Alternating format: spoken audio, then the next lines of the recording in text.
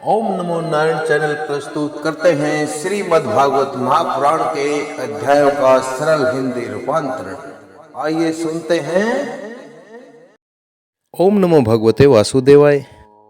आइए अब हम श्रीमद् भागवत महापुराण के छठे स्कंद के प्रथम अध्याय, जिसमें अजामिल नाम के ब्राह्मण की कहानी का श्रवण करेंगे। बड़ी ही प्यारी कहानी है। इसमें राजा परीक्षित और महामुनि सुखदेव जी की वार्ता का वर्णन है कि किस प्रकार से एक ब्राह्मण, अजामिल नाम का ब्राह्मण, एक वेश्या के चक्कर में पड़कर अपने धर्म को नष्ट कर देता है तथा किस प्रकार उस नरक से वो बाहर निकलते हैं। इसी कहानी का व्याख्यान इस प्रथम अध्याय के अंदर हम सुनेंगे। कथा आगे बढ़ती है, जिसमें राजा परीक्षित ने कहा, हे सुखदेव मुनि, आप पहले अर्थात आपने पहले द्वितीय स्कंद में निवृत्ति मार्ग का वर्णन किया था और आप ये भी बता चुके हैं कि उसके द्वारा अर्चिरादि मार्ग से जीव क्रमश ब्रह्म लोक में पहुंचता है। अर्थात किस प्रकार से एक जीवात्मा विभिन्न मार्गों से गुजरती हुई मोक्ष के द्वार तक पहुंचती है तथा फिर ब्रह्मा के साथ मुक्त हो जाती है। हे मुनिवर, इसके सिवा आपने एक उस प्रवृत्ति मार्ग का भी तृतीय स्कंद में भली भांति वर्णन किया है, जिससे त्रिगुण में स्वर्ग आदि लोकों की प्राप्ति होती है और प्रकृति का संबंध न छूटने के कारण जीवों को बार बार जन्म और मृत्यु के चक्र में आना पड़ता रहता है। आपने ये भी बतलाया था कि अधर्म करने से अनेक नरकों की प्राप्ति होती है और पांचवें स्कंद में उनका विस्तार से वर्णन भी किया। चौथे स्कंद में आपने उस प्रथम मंत्र का वर्णन किया जिसके अधिपति स्वयंभू मनु महाराज थे। साथ ही चौथे और पांचवें स्कंद में प्रियव्रत और उत्तानपाद के वंशों तथा चरित्रों का एवं द्वीपों, वर्षों, समुद्र, पर्वत, नदी, उद्यान और विभिन्न द्वीपों के वृक्षों का भी निरूपण किया है। भूमंडल की स्थिति, उसके द्वीप, वर्षा आदि विभाग तथा उनके लक्षण और परिमाण, नक्षत्रों की स्थिति, अतल वितल आदि भू विवर अर्थात सात पाताल और भगवान ने इन सब की जिस प्रकार सृष्टि की है उनका भी वर्णन आपने मुझे सुना दिया है। हे महाभाग, अब मैं वह उपाय जानना चाहता हूँ जिसके अनुष्ठान से मनुष्यों को अनेकानेक भयंकर यातनाओं से पूर्ण नरकों में न जाना पड़े। आप कृपा करके इसका उपदेश कीजिए। जब महाराज परीक्षित ने इस प्रकार श्रद्धा पूर्वक सुखदेव मुनि जी से प्रार्थना की तो ऐसा सुनकर सुखदेव मुनि जी ने कहा, मनुष्य मन, वाणी और शरीर से पाप करता है। अर्थात ये देहधारी मनुष्य मन, वाणी और शरीर से पाप करता रहता है। यदि वह उन पापों का इसी जन्म में प्रायश्चित न कर ले तो मरने के बाद उसे अवश्य ही उन भयंकर यातनापूर्ण नरकों में जाना पड़ता है, जिनका वर्णन मैंने तुम्हें पांचवें स्कंद के अंत में सुना है। इसलिए बड़ी सावधानी और सजगता के साथ रोग और मृत्यु से पहले ही शीघ्र से शीघ्र पापों की गुरुता और लघुता पर विचार करके, अर्थात पापों के गुरुता और लघुता पर विचार करके उनका प्रायश्चित कर डालना चाहिए। जैसे मर्मज्ञ चिकित्सक रोगों का कारण और उनकी गुरुता और लघुता जानकर झटपट उनकी चिकित्सा कर डालता है। राजा परीक्षित ने पूछा, हे भगवान, मनुष्य राजदंड, समाजदंड आदि लौकिक और शास्त्रोक्त नरक गमन आदि पारलौकिक कष्टों से यह जानकर भी कि पाप उसका शत्रु है, पाप वासनाओं से विवश होकर बार बार वैसे ही कर्मों में प्रवृत्त हो जाता है, ऐसी अवस्था में उसके पापों का प्रायश्चित कैसे संभव है? मनुष्य कभी तो प्रायश्चित आदि के द्वारा पापों से छुटकारा पा लेता है, कभी फिर उन्हें ही करने लगता है। ऐसी स्थिति में मैं समझता हूँ कि जैसे स्नान करने के बाद धूल डाल लेने के कारण हाथी का स्नान व्यर्थ हो जाता है, वैसे ही मनुष्य का प्रायश्चित करना भी व्यर्थ ही है। श्री सुखदेव मुनि ने कहा, वस्तुतः क्रम के द्वारा ही क्रम का निर्बीज नाश नहीं होता, क्योंकि क्रम का अधिकारी अज्ञानी है। अज्ञान रहते पाप वासनाएं सदा सदा के लिए नहीं मिट सकती, इसलिए सच्चा प्रायश्चित तो तत्व का ज्ञान होना ही है। जो पुरुष केवल सुप्त्य का ही सेवन करते हैं, अर्थात अच्छे भोजन का को ही ग्रहण करते हैं, उसे रोग अपने वश में नहीं कर सकते। वैसे ही परीक्षित, जो पुरुष नियमों का पालन करता है, वह धीरे धीरे पाप वासनाओं से मुक्त होकर कल्याणप्रद तत्व ज्ञान प्राप्त करने में समर्थ हो जाता है। जैसे बांसों के झुरमुट में लगी आग बांसों को जला डालती है, वैसे ही धर्मज्ञ और श्रद्धावान धीर पुरुष तपस्या, ब्रह्मचर्य, इंद्रियों का दमन, मन को स्थिर करके दान, सत्य, बाहर भीतर की पवित्रता तथा यम एवं नियम, इन 9 साधनों से मन, वाणी और शरीर द्वारा किए गए बड़े से बड़े पापों को भी नष्ट कर देते हैं। भगवान की शरण में रहने वाले भक्त लोग, जो विरले ही होते हैं, केवल भक्ति के द्वारा अपने सारे पापों को उसी प्रकार भस्म कर देते हैं जैसे सूर्य अंधेरे को नष्ट कर देता है।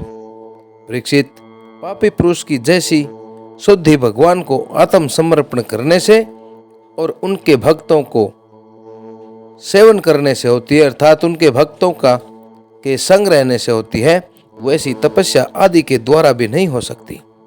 संसार में यह भक्ति का रास्ता ही सर्वश्रेष्ठ, भय को दूर करने वाला और कल्याण का स्वरूप है, क्योंकि इस मार्ग पर भगवत प्राण अर्थात भगवान को अर्पण हुए सुशील साधु जन चलते हैं।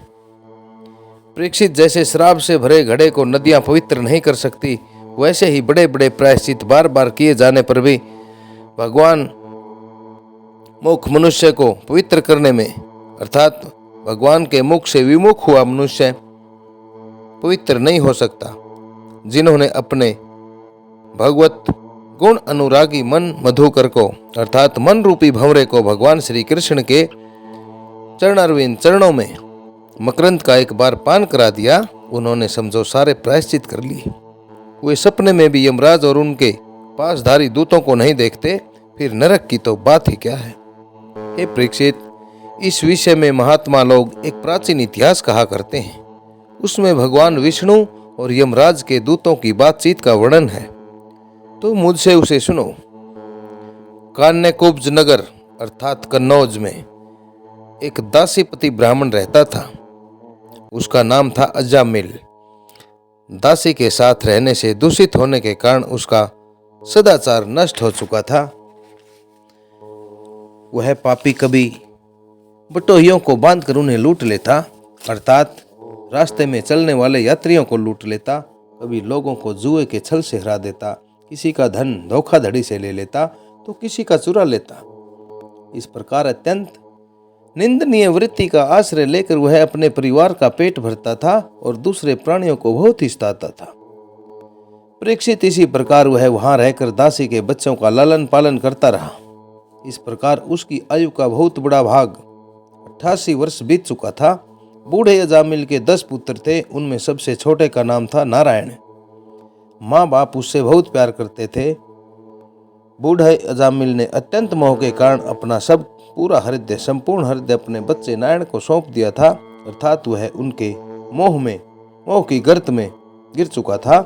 वह अपने बच्चे की तोतली बोली सुन सुनकर तथा बाल सुलभ खेल देख देख कर फूला नहीं समाता था।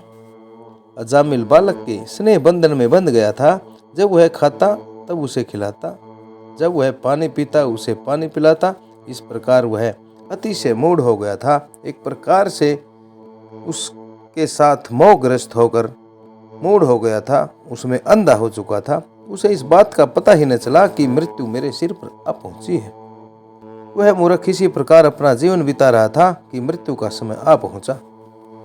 अब वह अपने पुत्र बालक नारायण के संबंध में ही सोचने विचारने लगा। इतने में ही अजामिल ने देखा कि उसे ले जाने के लिए अत्यंत भयावने 3 यमदूत आए हैं। उनके हाथों में फांसी है, उनके मुंह टेढ़े मेढ़े हैं और शरीर के रोंवे खड़े हुए हैं।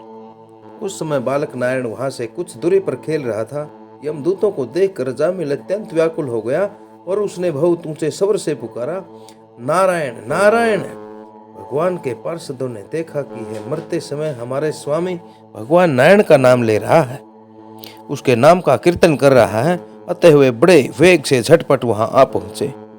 उस समय यमराज के दूत दासीपति अजामिल के शरीर में से उसके सूक्ष्म शरीर को खींच रहे थे। अर्थात यमराज के जो दूत थे वो अजामिल ब्राह्मण के शरीर से उसकी आत्मा को बाहर निकाल रहे थे। विष्णु के आए हुए दूतों ने उन्हें बलपूर्वक रोक दिया। उनके रोके जाने पर यमराज के दूतों ने उनसे कहा, अरे धर्मराज की आज्ञा का निषेध करने वाले तुम लोग हो कौन? तुम किसके दूत हो? कहां से आए हो? और इसे ले जाने से हमें क्यों रोक रहे हो? क्या तुम लोग कोई देवता, उपदेवता अथवा कोई सिद्ध श्रेष्ठ हो? हम देखते हैं कि तुम सब लोगों की आंखें कमल दल के समान अर्थात कमल के फूल के समान कोमलता से भरे हैं। तुम पीले पीले रेशमी वस्त्र पहने हो, तुम्हारे सिर पर मुकुट, कानों में कुंडल और गले में कमल के हार लहरा रहे हैं। सबकी नई अवस्था है, सुंदर सुंदर चार चार भुजाएं हैं। सभी के हाथों में धनुष, तरकस, तलवार, गदा, शंख, चक्कर, कमल आदि सुंदर लग रहे हैं। तुम लोगों की अंग कांति से अर्थात शरीर के अंगों की सुंदरता से दिशाओं का अंधकार और प्राकृत प्रकाश भी दूर हो रहा है। हम धर्मराज के सेवक हैं, हमें तुम लोग क्यों रोक रहे हो? श्री सुखदेव मुनि जी आगे कहते हैं कि परीक्षित, जब यमदूतों ने इस प्रकार कहा तब भगवान नारायण के आज्ञाकारी पार्षदों ने हंसकर बादल के समान गंभीर वाणी से उनके प्रति यूं कहा। भगवान के पार्षदों ने कहा, यमदूतों, यदि तुम लोग सचमुच धर्मराज के आज्ञाकारी हो तो हमें धर्म का लक्षण और धर्म का तत्व सुनाओ। दंड किस प्रकार दिया जाता है? दंड का पात्र कौन है? मनुष्यों में सभी पापाचारी दंडनीय हैं अथवा उनमें से कुछ ही दंड के योग्य हैं? यमदूतों ने कहा, वेदों ने जिन कर्मों का विधान किया है वे धर्म है, अर्थात वेदों द्वारा जिन कर्मों को करना उचित बताया है वही धर्म है, और जिनको नहीं करना बताया है वे अधर्म है। वेद स्वयं भगवान के ही समान हैं, वे उनके स्वाभाविक श्वास प्रश्वास एवं स्वयं प्रकाश ज्ञान है। अर्थात वेद हैं जो भगवान की सांस प्रश्वास सांसों के समान, उनकी सांसों के समान ही स्वयं प्रकाशवान ज्ञान है, ऐसा हमने सुना है। जगत के रजो में, सतो में और तमो में सभी पदार्थ, सभी प्राणी अपने परम आश्रय भगवान में स्थित हैं। वेद ही उनके गुण, नाम, क्रम और रूप आदि के अनुसार उनका यथोचित विभाजन करते हैं, उनको अलग अलग करते हैं। जीव शरीर अवस्था, जीव शरीर अथवा मन की वृत्तियों से जितने कर्म करता है उसके साक्षी रहते हैं, अर्थात ये जीवात्मा शरीर में रहकर जिन मन की वृत्तियों से जितने कार्य करता है, जितने कर्म करता है, उसको देखने वाले सूर्य, अग्नि, आकाश, वायु, इंद्रियां, चंद्रमा, संध्या, रात, दिन, दिशाएं, जल, पृथ्वी, काल अर्थात समय और धर्म है। इनके द्वारा अधर्म का पता चल जाता है और तब दंड के प्राणी का निर्णय हो जाता है, अर्थात कौन दंड पाने के योग्य है इसका निर्णय हो जाता है। पाप कर्म करने वाले सभी मनुष्य अपने अपने कर्मों के अनुसार दंडनीय होते हैं। हे निष्पाप पुरुषों, जो प्राणिक कर्म करते हैं उनका गुणों से संबंध रहता ही है, इसलिए सभी से कुछ पाप और कुछ पुण्य होते ही हैं, और देहवान होकर कोई भी पुरुष कर्म किए बगैर नहीं रह सकता। इस लोक में जो मनुष्य जिस प्रकार का और जितना अधर्म या धर्म करता है वह परलोक में उसका उतना और वैसा ही फल भोगता है। देव शिरोमणियों, सत्व, रज और तम, इन तीन गुणों के भेद के कारण इस लोक में भी तीन प्रकार के प्राणी दिख पड़ते हैं। पुण्यात्मा अर्थात पुण्य करने वाले, पापात्मा जो पाप करने वाले हैं, और पुण्य पाप अर्थात जो पुण्य भी और पाप भी दोनों ही कार्य करते हैं। ये तीन प्रकार के प्राणी दिखाई देते हैं और सुख दुख दोनों से युक्त। वैसे ही परलोक में भी उनकी त्रिविधता का अनुमान किया जाता है। वर्तमान समय ही भूत और भविष्य का अनुमान करा देता है।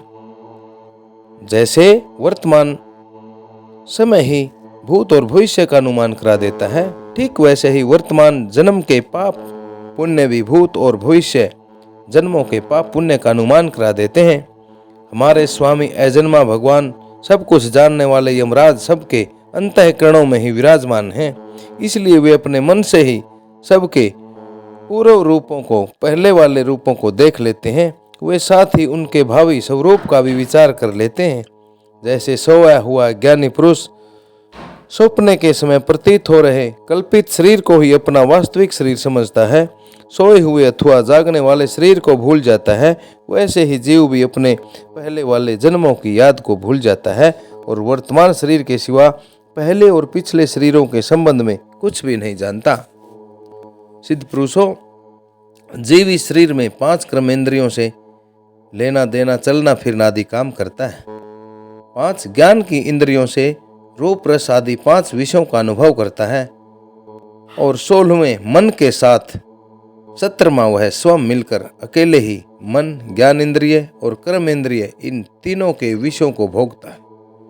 जीव का यह 16 कला अथवा सत्व आदि 3 गुणों वाला लिंग शरीर अनादि है। यही जीव को बार बार हर्ष, शोक, भय और पीड़ा देने वाले जन्म मृत्यु के चक्र में डालता है। जो जीव अज्ञानवश काम, क्रोध, लोभ, मोह, मद, मत्सर इन 6 शत्रुओं पर विजय प्राप्त नहीं कर लेता, उसे इच्छा न रहते हुए भी विभिन्न वासनाओं के अनुसार अनेकों धर्म करने पड़ते हैं। वैसी स्थिति में वह रेशम के कीड़े के समान अपने को क्रम के जाल में जकड़ लेता है और इस प्रकार अपने हाथों मोह का शिकार बन जाता है। कोई शरीरधारी जीव बिना कर्म किए कभी एक क्षण भी नहीं रह सकता। प्रत्येक प्राणी के स्वाभाविक गुण बलपूर्वक विवश करके उससे कर्म कराते ही रहते हैं। जीव अपने पूर्व जन्मों के पाप और पुण्य में संस्कारों के अनुसार स्थूल और सूक्ष्म शरीर प्राप्त करता है। उसकी स्वाभाविक एवं प्रबल वासनाएं कभी उसे माता के जैसा स्त्री रूप ना देती हैं तो कभी पिता के जैसा पुरुष रूप ना देती हैं। प्रकृति का साथ होने से ही पुरुष अपने को अपने वास्तविक स्वरूप के विपरीत लिंग शरीर मान बैठता है। यह विपर्य भगवान के भजन से शीघ्र ही दूर हो जाता है, अर्थात इस तरह का ज्ञान उसको भगवान के भजन से ही होता है। देवताओं, आप जानते ही हैं कि यह अजामिल बड़ा शास्त्र को जानने वाला था। शील, सदाचार और सद्गुणों का तो यह खजाना ही था। व्रतधारी, विनयी, जितेंद्रिय, सत्य, निष्ठा, मंत्र वेता और पवित्र भी था। इसने गुरु, अग्नि, अतिथि और बूढ़े लोगों की सेवा की थी। अहंकार तो इसमें था ही नहीं। यह समस्त प्राणियों की भलाई चाहता था, उपकार करता, आवश्यकता के अनुसार ही बोलता और किसी के गुणों में दोष नहीं ढूंढता था। एक दिन यह ब्राह्मण अपने पिता के आदेश के अनुसार वन में गया और वहां से फल फूल, लकड़ियां और कुश लेकर घर के लिए लौटा। लौटते समय इसने देखा कि एक भ्रष्ट शूद्र, जो बहुत कामी और निर्लज है, शराब पीकर किसी वेश्या के साथ घूम रहा था। वेश्या भी शराब पीकर मतवाली हो रही थी। नशे के कारण उसकी आंखें नाच रही थी और वह अर्धनग्न अवस्था में हो रही है। वह शूद्र उस वेश्या के साथ कभी गाता, कभी हंसता और कभी तरह तरह की चेष्टाएं करके उसे प्रसन्न करता है। हे निष्पाप पुरुषों, शूद्र की भुजाओं में अंग, राग आदि काम उद्दीपक वस्तुएं लगी हुई थी और वह उनसे उस कुल्टा को आलिंगन कर रहा था। अजामिल उन्हें इस अवस्था में देखकर सहसा मोहित और काम के वश हो गया था। यद्यपि अजामिल ने अपने धैर्य और ज्ञान के अनुसार अपने काम वेग से विचलित मन को रोकने की बहुत चेष्टाएं की, परंतु पूरी शक्ति लगा देने पर भी वह अपने मन को रोकने में असमर्थ रहा। उस वेश्या को निमित्त मानकर, अर्थात उस वेश्या को ही अपना लक्ष्य बनाकर काम पिशाच ने अजामिल के मन को डस लिया। उसकी सदाचार और शास्त्र संबंधी चेतना, जो ज्ञान था, वो नष्ट हो गया। अब वह मन ही मन उसी वेश्या का चिंतन करने लगा और अपने धर्म से विमुख हो गया। अजामिल सुंदर सुंदर वस्त्र, आभूषण आदि वस्तुएं जिनसे वह प्रसन्न होती ले आता। यहाँ तक कि इसने अपने पिता की सारी संपत्ति देकर भी उस कुल्टा को रिझाया। यह ब्राह्मण उसी प्रकार की चेष्टा करने लगा, प्रयास करता जिससे वह वेश्या प्रसन्न हो। उस स्वच्छंद चारिणी कुल्टा की तिरछी चितवन ने इसके मन को ऐसा लुभा लिया कि इसने अपनी कुलीन, नव युवती और विवाहिता पत्नी तक को त्याग दिया। इसके पाप की भी भला कोई सीमा है? यह कुबुद्धि न्याय से अन्याय से जैसे भी जहाँ कहीं भी धन मिलता वहीं से उठा लाता। उस वेश्या के बड़े परिवार का पालन करने में ही है व्यस्त रहता।